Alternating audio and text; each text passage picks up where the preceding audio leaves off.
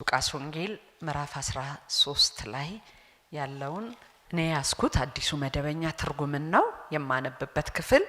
ከዚህ ክፍል ነው ማነባው ከቁጥር 1 ጀምሮ በጌታ ስም አነባዋለሁ። በዚህ ጊዜ መተው ጲላጦስ ደማቸውን ከመስዋዕታቸው ጋር ስለደባለቀው ስለ ገሊላ ሰዎች ያወሩለት ሰዎች በዚያ ነበሩ። እሱም እንዲመለሰላቸው ታዲያ እነዚህ የገሊላ ሰዎች ይህ ስቃይ የደረሰባቸው ከሌሎቹ የገሊላ ሰዎች ሁሉ ይልቅ ኃጢአተኞች ስለነበሩ ይመስላችኋል? አይደለም እላችኋለሁ፣ ንስሐ ካልገባችሁ ሁላችሁ እንደዚሁ ትጠፋላችሁ። ወይም ደግሞ በሰሊሆም ግንብ ተንዶባቸው የሞቱት 18 ሰዎች በኢየሩሳሌም ከሚኖሩት ሰዎች ሁሉ ይልቅ በደለኞች ስለነበሩ ይመስላችኋል? አይደለም እላችኋለሁ፣ ንስሐ ካልገባችሁ ሁላችሁ እንደዚሁ ትጠፋላችሁ። ደግሞም እንዲህ ሲል ይሄን ምሳሌ ተናገረ። አንድ ሰው በወይን እርሻ ቦታ የተተከለች አንዲት የበለስ ተክል ነበረችው። እሱም ፍሬ ሊፈልግባት መጥቶ ምንም አላገኘም። የወይን አትክልት ሰራተኛውንም እነሆ ፍሬ ለማግኘት ልፈልግባት 3 ዓመት ወደዚች በለስ መጥቼ ምንም አላገኘሁም፣ ስለዚህ ቁረጣት፣ ለምን አፈሩን በከንቱ ታሟጥጣለች አለው። እሱ ግን እንዲህ ሲል መለሰለት፣ ጌታ ሆይ ዙሪያዋን እስክኮተኩትላትና ፍግ እስከማደርግላት ድረስ ለዘንድሮ ብቻ ተዋት። ለከርሞ ካላፈራች መልካም ነው፣ አለበለዚያ ትቆርጣታለህ። ኢየሱስ በሰንበት ቀን በአንድ ምኩራብ ያስተምር ነበር።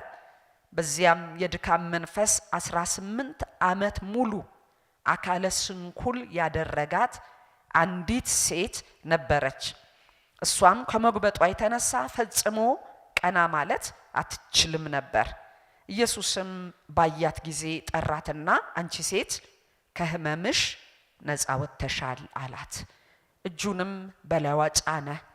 እሷም ወዲያው ቀጥ ብላ ቆመች፣ እግዚአብሔርንም አመሰገነች። የምኩራቡ አለቃ ግን ኢየሱስ በሰንበት ቀን ስለፈወሰ ተቆጥቶ ህዝቡን ስራ ሊሰራባቸው የሚገቡ 6 ቀኖች አሉ፣ ስለዚህ በእነዚያ ቀኖች እየመጣችሁ ተፈወሱ እንጂ በሰንበት ቀን አይደለም አላቸው።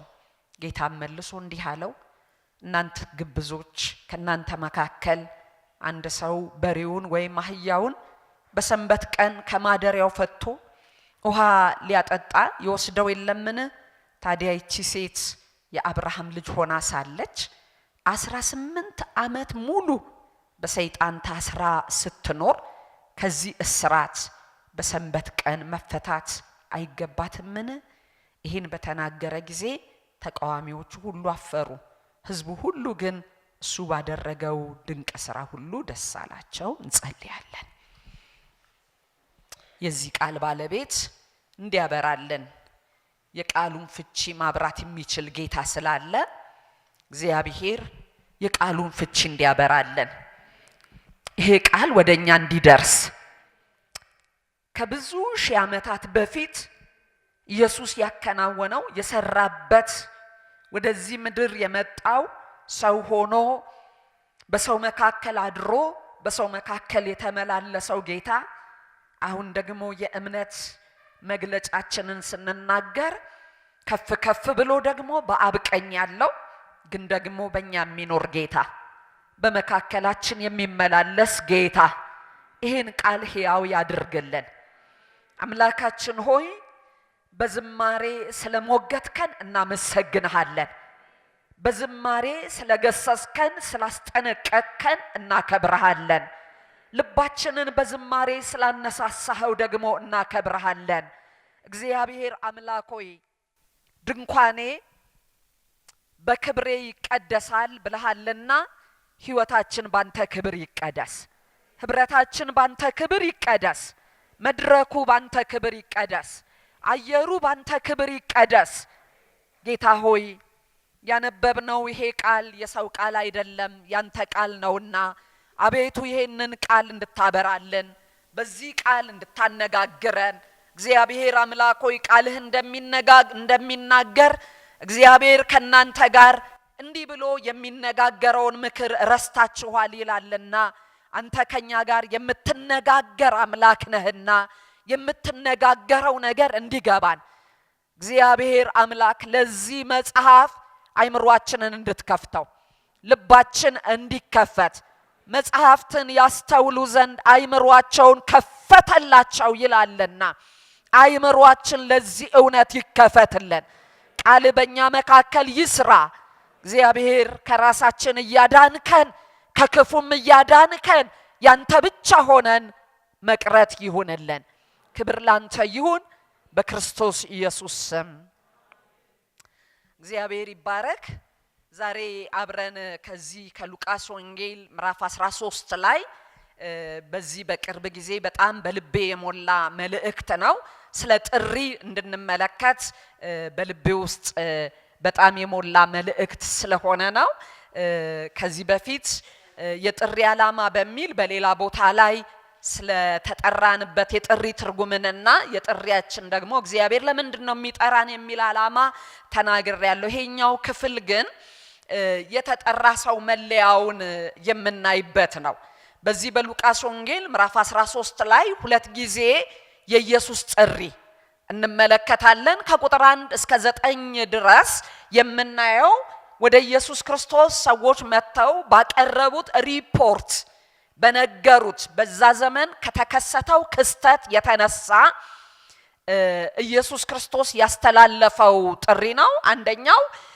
ገሊላ ላይ ጲላጦስ ደማቸውን ከመስዋዕት ጋር የደባለቀው መስዋዕቱ ላይ የነሱን ደም ደባልቆ ጲላጦስ እንዲደባለቅ ያደረጋቸውን ሰዎችን መተው ለኢየሱስ ነግረውታል ሁለተኛው ደግሞ ሰሊሆም በሚባል ግንብ ስር 18 ሰዎች ግንቡ ድንገት ተንዶ ጭጭ አድርጓቸዋል ህይወታቸው አልፏል ስለዚህ ለሁለቱ ነው ኢየሱስ ክርስቶስ ምላሽ ነው የሰጠው ምላሹ ውስጥ የምናየው ዋናው መልእክት ምንድነው ጥሪ ነው እና ይሄ ጥሪ የንስሐ ጥሪ ነው ኢየሱስ ክርስቶስ ለነገሩት ማብራሪያ አልሰጠም እነዚህ ሰዎች የሞቱት እንዲህ ነው እነዚህኛው ያለቁት በዚህ ነው ሳይሆን ኢየሱስ ክርስቶስ ያስተላለፈው እናንተም ንስሐ ባትገቡ ሁላችሁም ማለት ንስሐ የማይገባ ሁሉ ከዚህ መለስ ሳይሆን ሁላችሁም እንደዚሁ ተጠፋላችሁ ብሎ ሁለት ጊዜ ከተናገረ በኋላ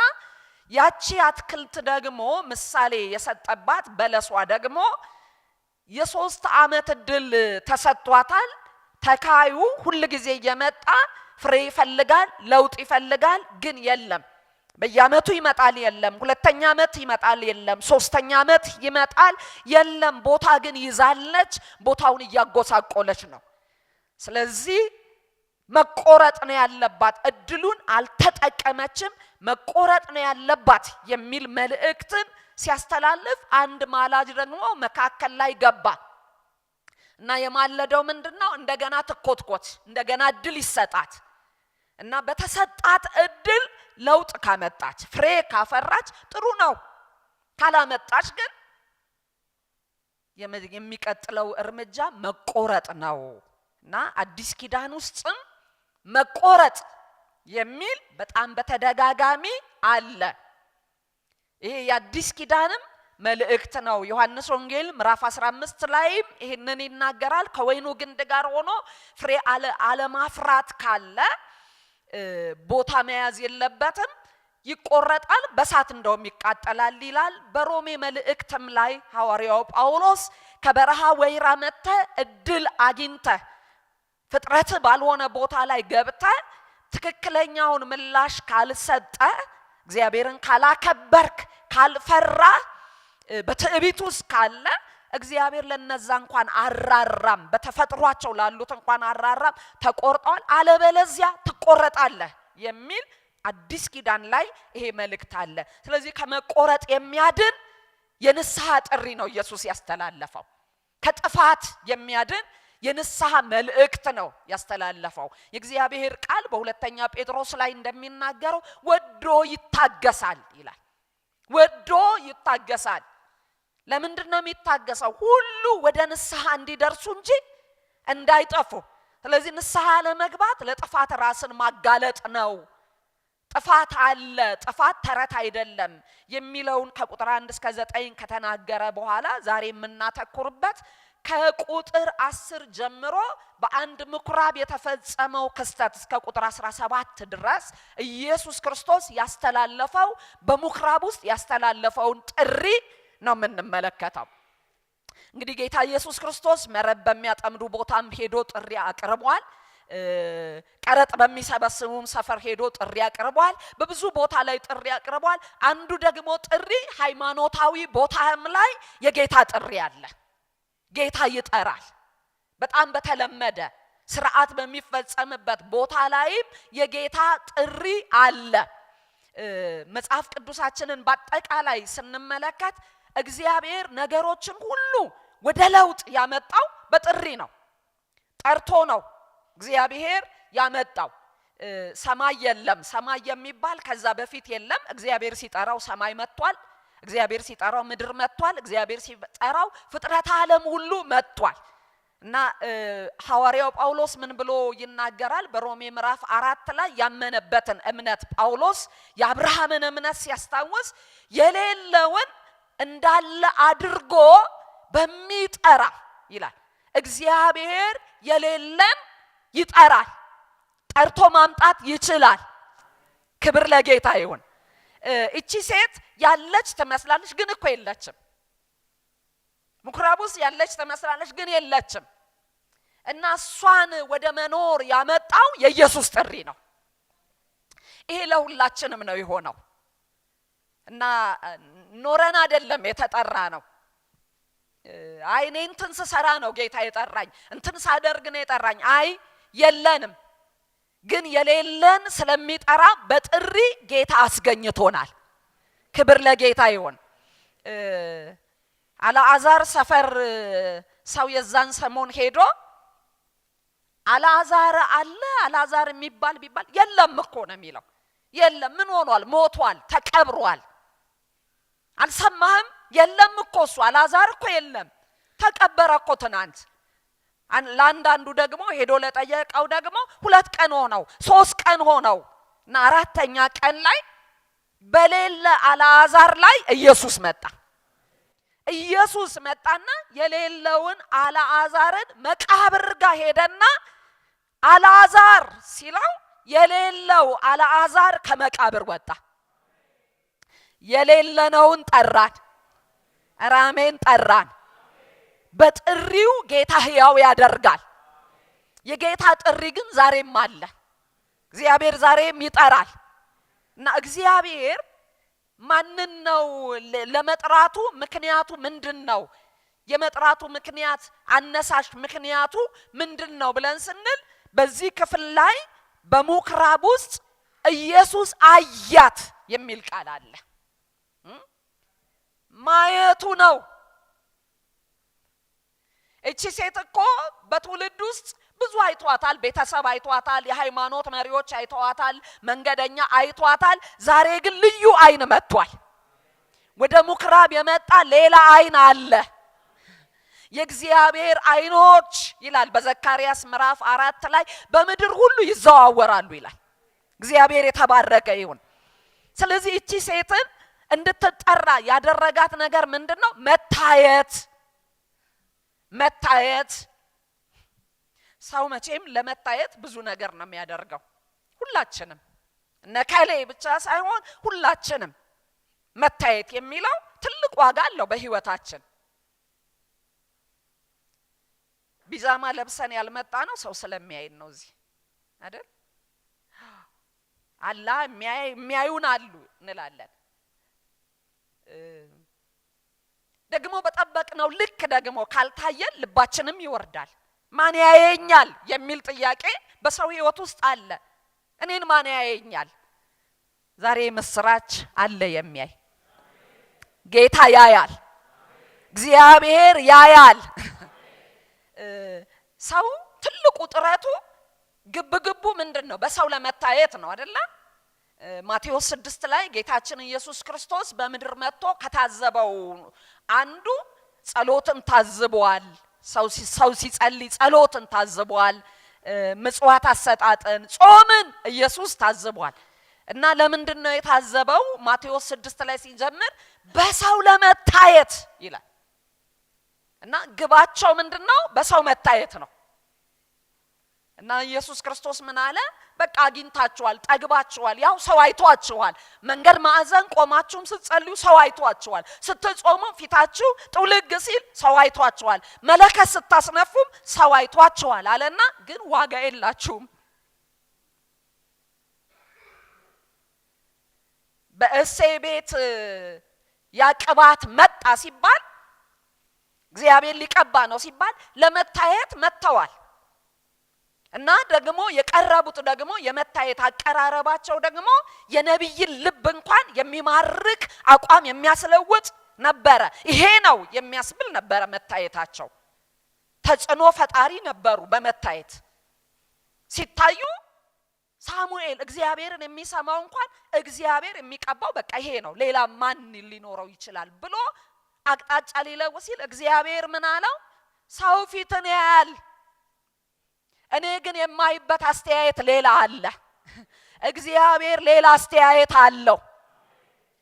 አሜን አለው።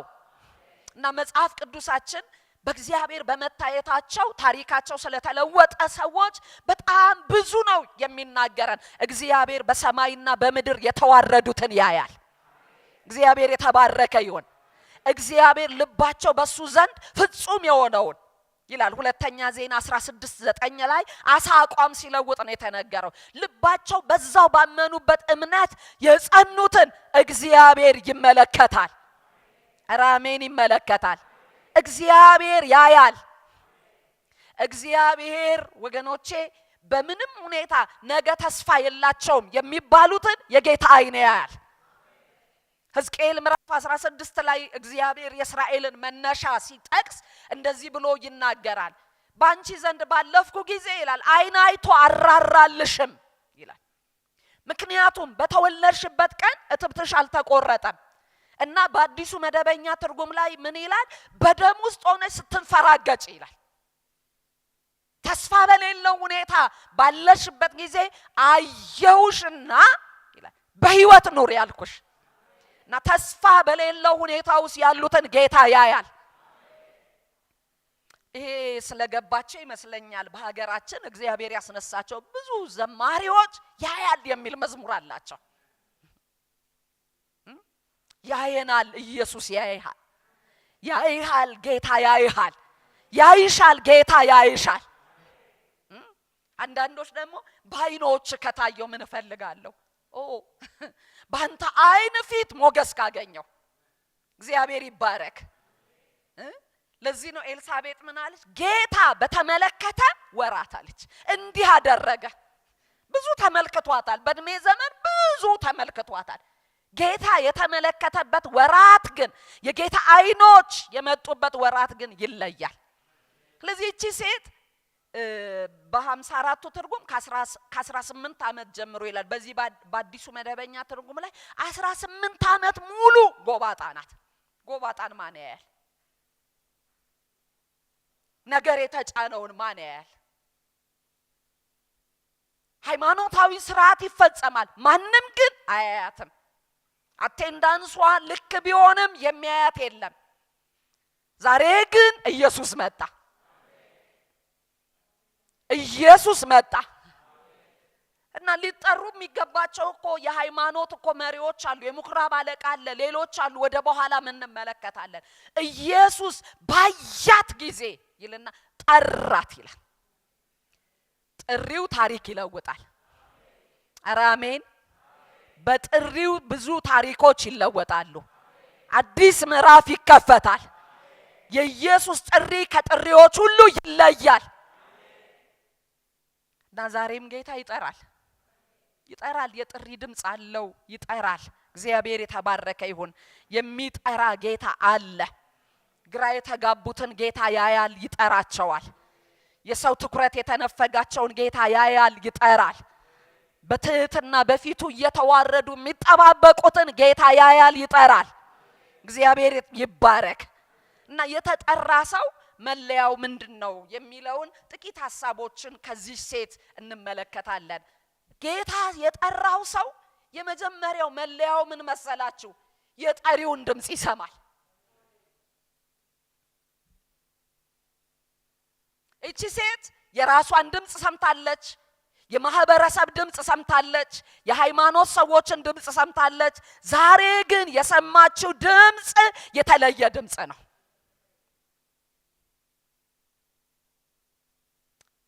እግዚአብሔር ሲጠራን ሲፈልገን ድምጹ ይሰማል። የድምጹ አቅጣጫ ይታወቃል። ወደ ድምጹ አቅጣጫ መሮጥ ይሆነልን፣ ማለክለክ ይሆነልን። ምን የሚል ድምጽ ነው? በጣም ብዙ ጊዜ እኮ የሰማችው ድምጽ ሊሆን ይችላል። የሆነችውን የሚነግራት ብዙ ድምጽ ሊኖር ይችላል። ዛሬ ግን የመጣው ድምጽ እንዲህ የሚል ድምጽ ነው። አንቺ ሴት፣ አሜን። ለይቶ የሚጠራ ጌታ አለ። በጅምላ አይደለም፣ በግል የሚያቀን ጌታ፣ ያለንበትን የሚያቅ ጌታ። ገባት እቺ ሴት። አንቺ ሴት ሲላት ማንን ነው አላለችም። እሷ መሆኑን የጌታ ድምጽ ወደሷ የአምላክ ቃል ወደሷ መምጣቱን ገብቷታል። ክብር ለጌታ ይሁን። ስለዚህ ድምጹ አንቺ ሴት ከድካምሽ ተፈተሻል። ፈቺ ድምጽ፣ ነፃ አውጪ ድምጽ፣ የሚያላቅቅ ድምጽ፣ የከረመውን የሚያነሳ ድምጽ ጌታ አለው። እስካሁን የተሰማ ድምጽ አጉባጭ ድምጽ ነው። አሁን ግን የሚፈታ ድምጽ እና እቺ ሴት ተፈተሻል ስትባል ምን ነበር ያሰራት? ኢየሱስ ወደታች ይናገራል አይደለ? ሰይጣን ያሰራት ይላል። እዚህ ድካም ውስጥ ያስገባት ማን ነው? ራሱ ነው ኢየሱስ የሚለው። ሰይጣን አስሯታል። ነገሯን ጭምድድ አድርጎ ይዟል። እና ይሄ የከረመው ሰይጣን ብርቱ ስራት ያደረገው አመታት ያስቆጠረው አንዱ የኢየሱስ ድምጽ ይፈታዋል። አንዱ የጌታ ድምጽ ያላቀቃል። ለዚህ ነው መጽሐፍ ቅዱሳችን ላይ እንደዚህ ብሎ ይናገራል። መዝሙር 29 ላይ የእግዚአብሔር ድምጽ ይላል በኃይል ነው፣ በክብር ነው። እግዚአብሔር በድምጹ የከረሙ ጫካዎችን ይገላልጣቸዋል። ጫካ እኮ አይደፈርም አይደለ?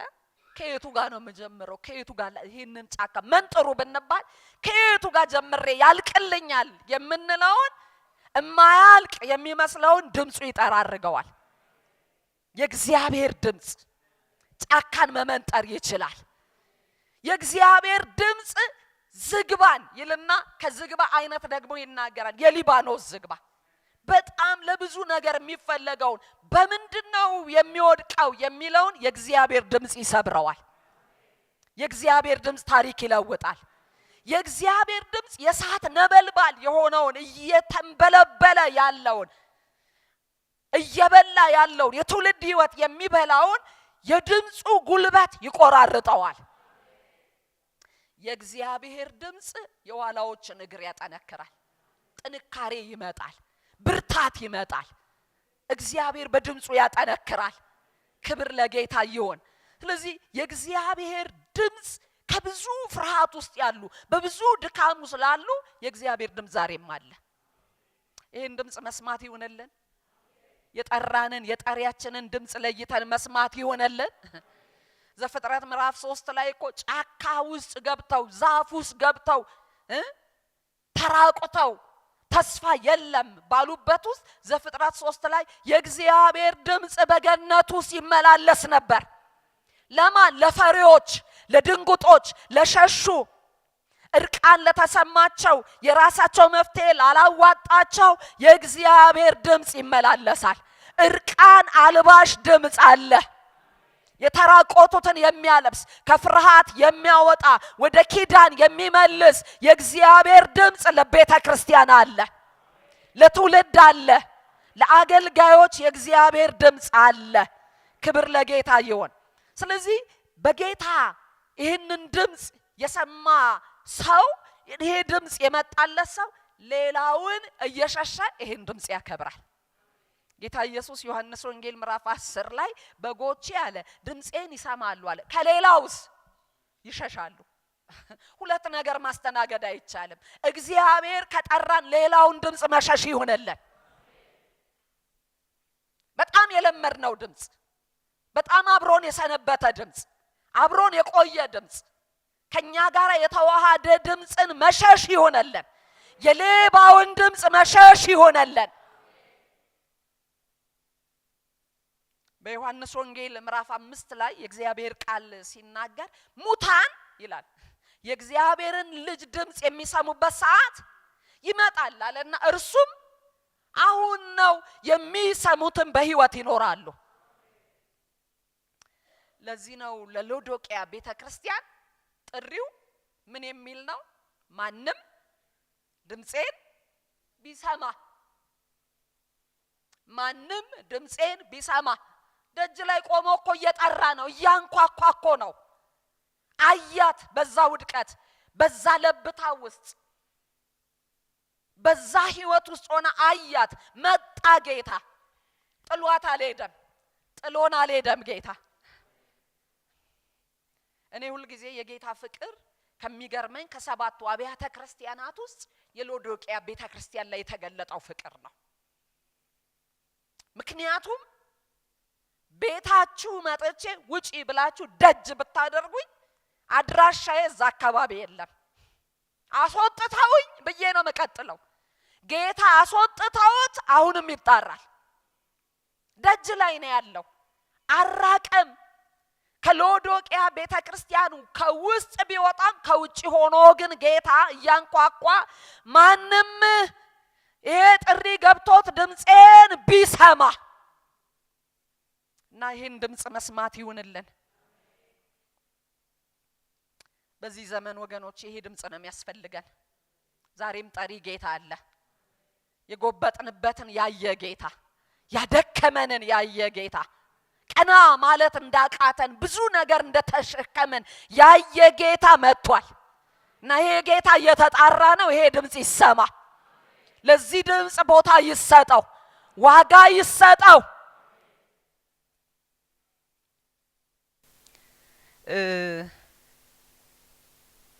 በጣም ቆይቷል።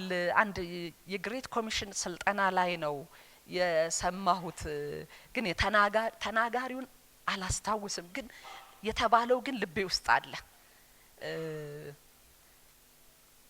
እንደ እሁድ ጨርሰው እሁድ ፕሮግራም አልቆ ሰኞ ዲቮሽን የሚደረግበት የመስሪያ ቤት ህብረት ያለበት የክርስቲያኖች ነበር እና ምን የሚል ጥያቄ ነበር? እርስ በርስ ይወያዩ። እስቲ ትናንት እግዚአብሔር የተናገረው ተባላሉ። ሁሉም ዝም አለ። አንዱ እጁን አወጣ። እግዚአብሔር ቢናገርስ ማን ሰምቶት? ስላልተናገረ ሳይሆን ድምጹን ማን ሰምቶት? ለድምጹ ማን ዋጋ ሰጥቶ? እና ዋጋ ይኑረው። የአምላካችን ድምጽ ቤታችን ላይ፣ ህይወታችን ላይ፣ አገልግሎታችን ላይ፣ ቤተክርስቲያን ላይ ዋጋ ይኑረው። ሁለተኛው እጁን ማግኘት ነው። እጁ ነው። እቺ ሴት ቀና ማለት ያቃታት በጌታ የተጠራች ሴት ድምጹን ብቻ አይደለም የሰማችው። ቁጥር 13 እጁን በላይዋ ጫነ ይላል። እግዚአብሔር የሚናገር አምላክ ብቻ ሳይሆን ለተናገረው ድምጽ ደግሞ እጅ ይዘረጋል። ወደሱ የቀረቡ የጌታ እጅ በላያቸው ላይ ይጫናል።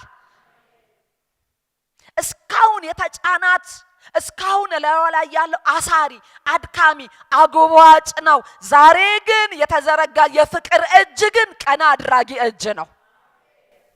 እግዚአብሔር የተባረከ ይሁን። ወገኖቼ የጌታ እጅ ነው የሚፈታን። የጌታ እጅ ይላል በኢሳይያስ ምዕራፍ 66 ላይ የእግዚአብሔር እጅ ለሚፈሩት ትታወቃለች፣ ለጠላቶች ደግሞ ትቆጣለች ይላል። የእግዚአብሔር እጅ የልዩነታችን ምክንያት ናት። የጌታ እጅ ዛሬም ይዘረጋል። ዳዊት በዘመኑ በነበረበት ዘመን ዳዊት ድል ለመንሳቱ ምክንያቱ የጌታ እጅ ነው።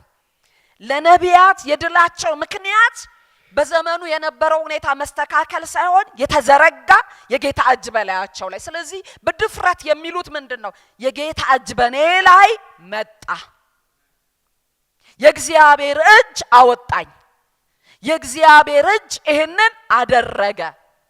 እና ዳዊት ካለፈ በኋላ የህይወት ዘመኑን እግዚአብሔር የሰጠውን ዘመን ጨርሶ ካለፈ በኋላ ተተኪው በእግሩ የተተካው ልጁ ሰለሞን በቤተ መቅደሱ ምረቃ ጊዜ ንግግር አደረገ።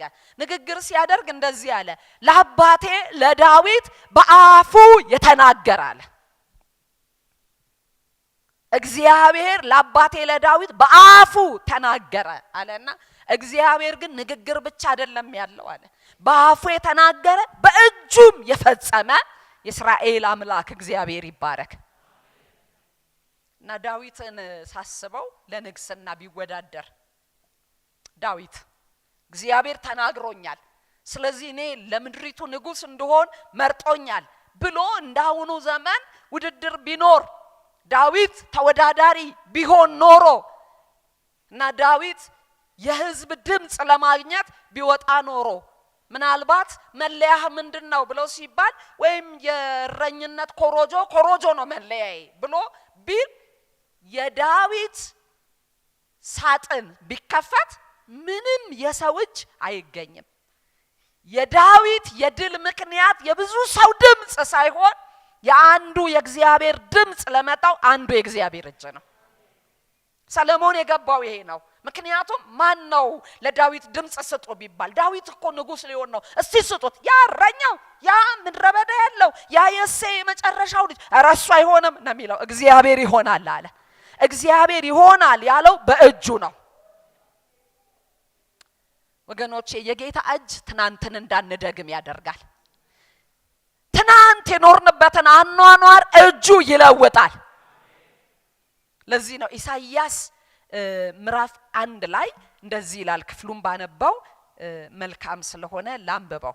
ኢሳይያስ ምዕራፍ 1 ላይ እግዚአብሔር በሕዝቡ ያለውን ሐዘንን ከተናገረ በኋላ በምዕራፍ 1 ላይ እንደዚህ ብሎ ይናገራል።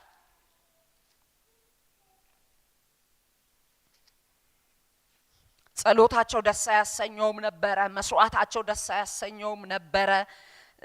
ስለዚህ እግዚአብሔር ለነዚህ ሰዎች እንዲህ አለ። ቁጥር 25 ላይ እጄን በአንቺ ላይ አመጣለሁ፣ ዝገትሽንም ፈጽሜ አጠራለሁ፣ ጉድፍሽንም ሁሉ አስወግዳለሁ። በሌላ ትርጉም ላይ እጄን በአንቺ ላይ አመጣለሁ፣ ዝገትሽን በጣም አነጻዋለሁ ይልና ቆርቆሮ የሚለው እዚህ ጋር ጉድፍ አወጣዋለሁ። እጁ ሲመጣ እግዚአብሔር በትንሽ አያጠራንም። የመጣው የጌታ በጣም ለማንጻት ነው። በጣም ለማጥራት እጁ ይመጣል። ታሪክ ለመለወጥ ይመጣል። ደግሞ ይህም ብቻ አይደለም፣ መውጣት የሚገባውን ከህይወት ያወጣል። ጉድፍ ይወጣል፣ ቆርቆሮ ይወጣል፣ ተራ ነገር ይወጣል። ስለዚህ እግዚአብሔር በጥሪው እጁን ያመጣል። ሶስተኛው እግዚአብሔር የጠራው ሰው መለያው ምንድነው? ጸንቶ መቆሙ። እቺ ሴት ድምጽ መጣላት፣ እጁ መጣላት፣ ቀጥላ ምንድነው ያለችው? ቀጥ ብላ ቆመች ይላል።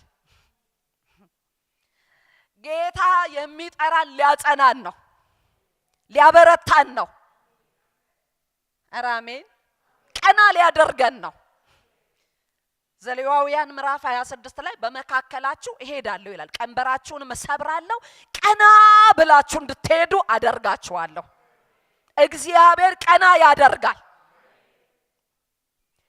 እቺ ሴት እንዳልኩ ቃሉም እንደሚለን ፕሮግራም የምትቀራት መስልም ትመጣለች። ፕሮግራም ደርሳ ስትመጣ መሬት አይታ ነው የምትሄደው። የጌታ እጅ ሲመጣ ግን ቀጥ አለች። ቀጥ ያለ ሰው ማንን ነው የሚያየው? ኢየሱስን ነዋ፣ ፊቱን ነዋ። የሚያበራው ፊቱ ይታየዋል። ፊቱ ያበረታናል፣ ፊቱ ያጸናናል። ክብር ለጌታ ይሁን።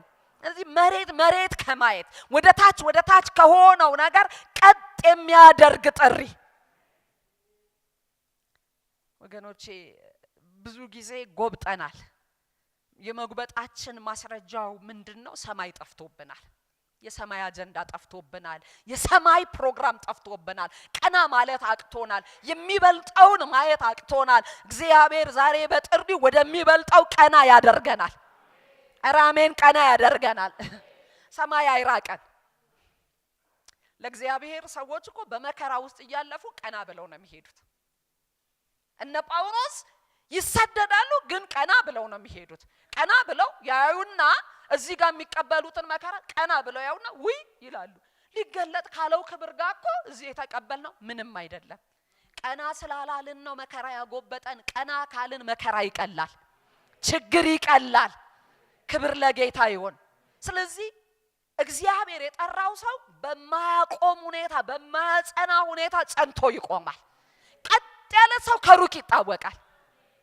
የቆመ ሰው ያቋም ሰው ነው፣ ከሩቅ ይታወቃል።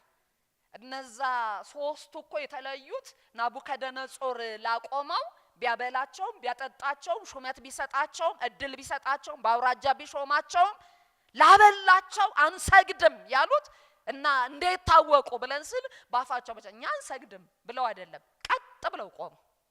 ሁሉ ለሰገደለት ቀጥ ብለው ቆሙ። ስለዚህ ሰው ከሩቅ ለያቸው። እነዛ ሶስቱ የማይሰግዱ በአቋም የጸኑ ቀጥ ብሎ የቆመ ሰው በአቋሙ ቀጥ ብሎ ይቀጥላል። እግዚአብሔር የሚጠራን በአቋማችን ቀጥ ብለን እንድንቀጥል ነው። ሌላው እግዚአብሔር የጠራው ሰው መለያው ምንድነው? አመስጋኝ ነው። እቺ ሴት ምንድነው የሚለን ክፍሉ? አመሰገነች። የምስጋና ህይወት በጣም ነው የሚገርመው ንጽጽሩ። የምኩራብ አለቃው ተቆጣ ይላል፣ እሷ ግን አመሰገነች። እውቀቱ እኮ እሱ ጋር ነበር ያለው። አስተባባሪ እኮ ነው። አምልኮውን እኮ ማመስገን አልቻለም። የጎበጠ ሲቃና ማመስገን አልቻለም። እቺ ሴት ግን አመስጋኝ ናት። ወገኖቼ የጌታ ጥሪ ህይወታችንን ወደ ምስጋና ነው የሚቀይረው። አሜን። ምስጋና ከማግኘትና ከማጣት ጋር ብቻ የተያያዘ አይደለም። የጌታ መገኘት ህይወታችንን በምስጋና ይለውጠዋል። መሲሐዊ ትንቢት ከሆነው አንዱ ኢሳይያስ 61 ላይ መሲሁ ሲመጣ ይሆናል የተባለው ደግሞም የሆነው ከሉቃስ ወንጌል 4 ጀምሮ የሆነው ኢየሱስ አገልግሎቱን ሲጀምር የሐዘን መንፈስን አወጣና የምስጋናና የደስታ መጎናጸፊያን ሰጠ። የኢየሱስ እንሆን የማመስገኛ ምክንያታችን የመደሰቻ ምክንያታችን መጎናጸፊያ ስለወደቀብን ነው። የሐዘን መንፈስ የሚባል ሲሰበር ነው። ወገኖቼ ሰው ስላገኘና ስላጣ እንዳይመስላችሁ በጣም ማየት መፈተሽ በግል ህይወትም በሌሎችም። አሁን አንዳንዴ ምን ጎሏት ነው ምን ጎሎት ነው እንደዚህ አይነት እርምጃ በህይወቱ የወሰደው? አሁን ወጣቱ በራሱ ላይ እርምጃ እየወሰደ ነው። በራሳቸው ላይ ትውልዶች ብዙ ነገር ምንድነው የጎደለው?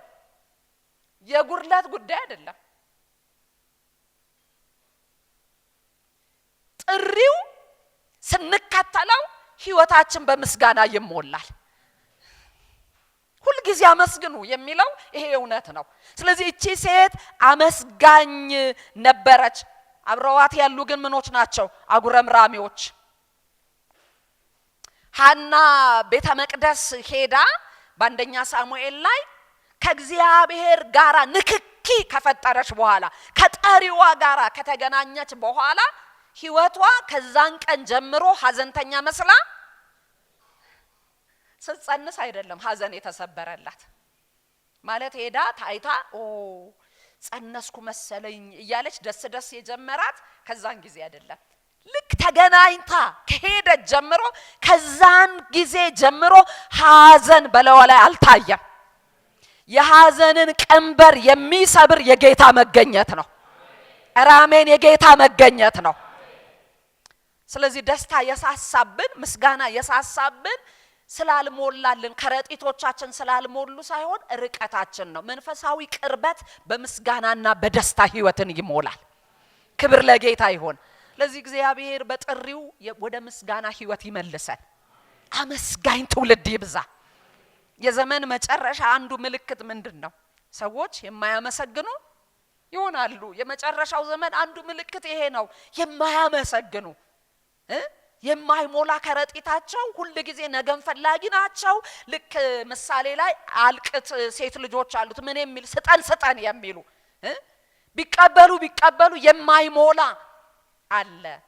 ግን መርካት በጌታ ይሆነልን። ስለዚህ እቺ ሴት አመስጋኝ ነበረች። የምኩራብ አለቃው ግን በተደረገው ነገር ተቆጪ ነበረ።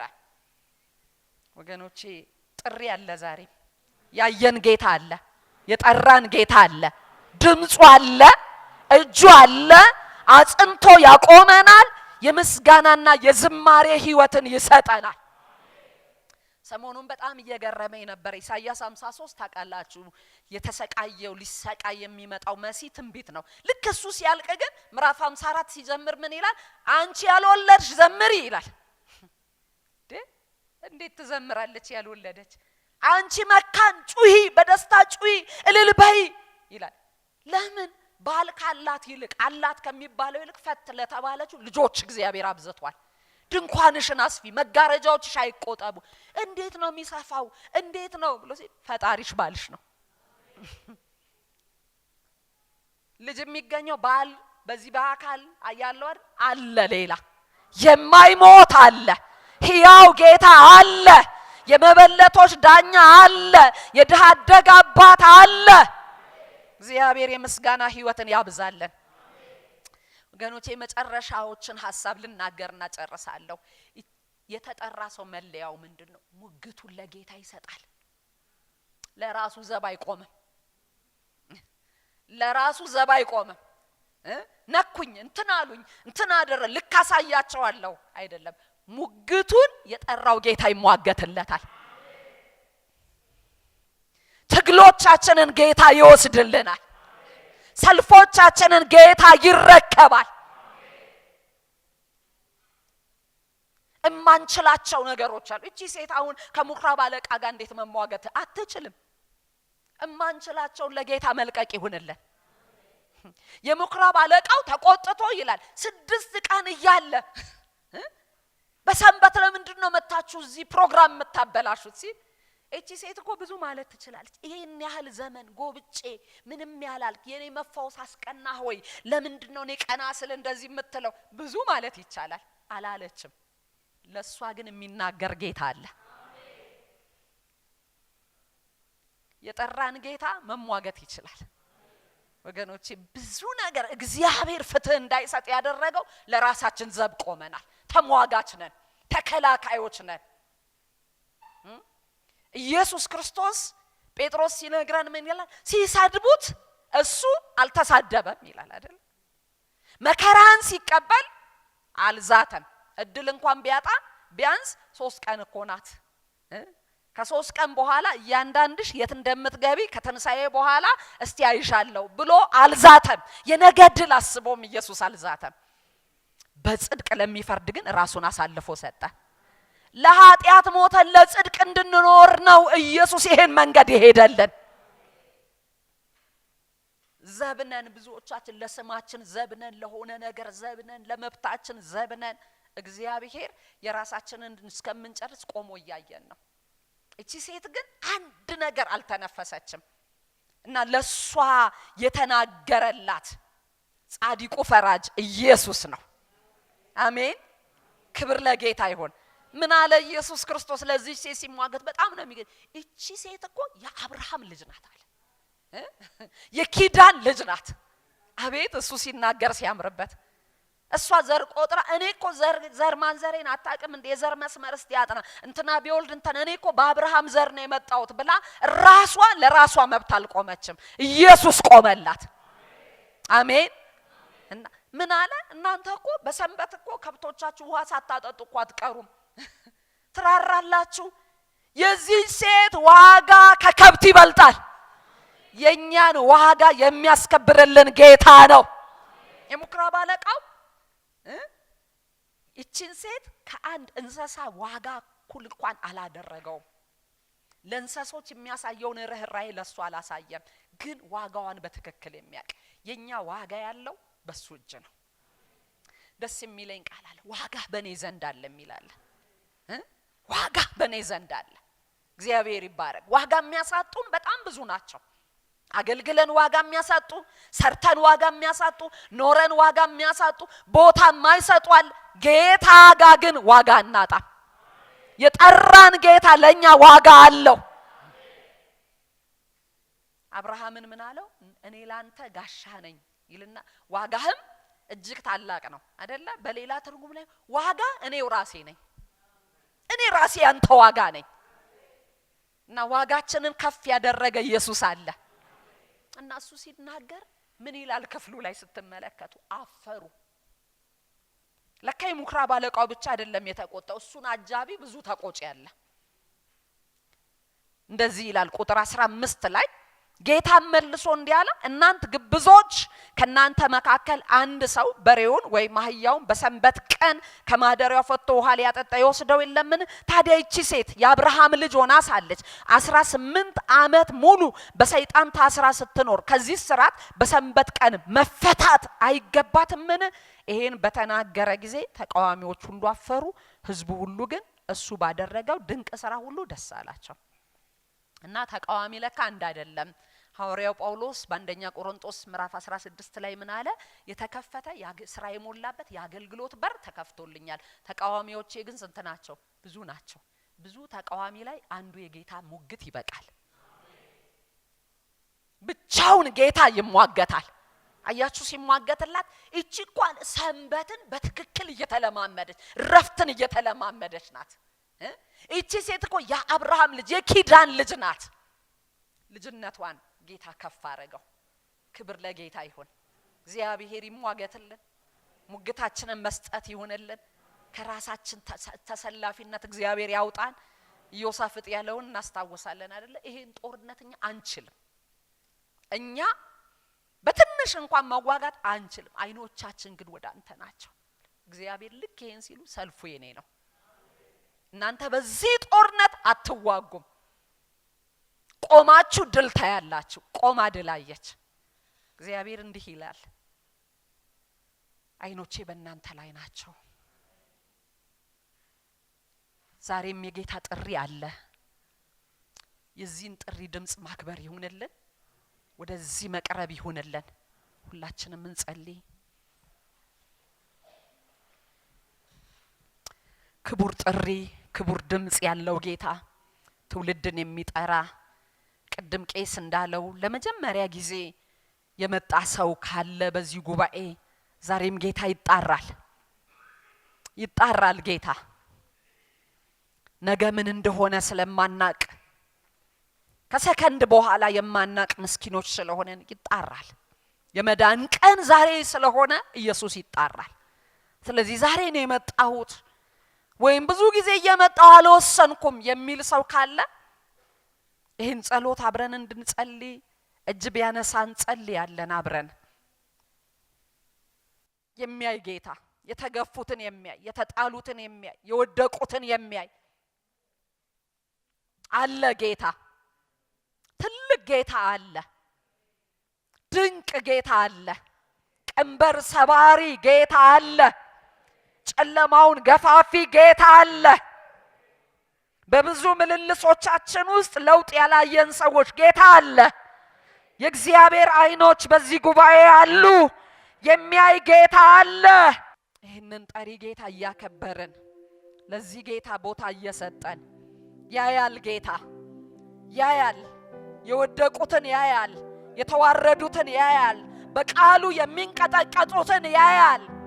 ወደዚያ ትሁት ሰው ልቡ ወደ ተሰበረ እመለከታለሁ የሚል ጌታ አለ። የሚያይ ጌታ አለ። ጉዳያችን የሚገባው ጌታ አለ። በሰማያት ያለፈ ታላቅ ሊቀ ካህን አለ። መጉበጣችንን ያልወደደ ጌታ አለ። እንዲሁ እንዳንቀጥል የወደደ ጌታ አለ። እስራት የሚፈታ ጌታ አለ።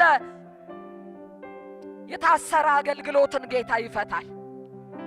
የታሰረ ጉዳይን ጌታ ይፈታል። ያጎበጠንን ጌታ ያውቀዋል፣ ያያል። ድምጹን ዛሬ በህይወታችን ላይ ጉልበት ያገኝ፣ አቅም ያገኝ። ወደ ድምጹ መሸሽ ይሁንልን፣ ወደ ድምጹ መጠጋት ይሁንልን። እጁ በላያችን ላይ ይምጣ። መጽናት ይሆንልን፣ ማመስገን ይሆንልን፣ ሙግታችንን ለጌታ መስጠት ይሆንልን።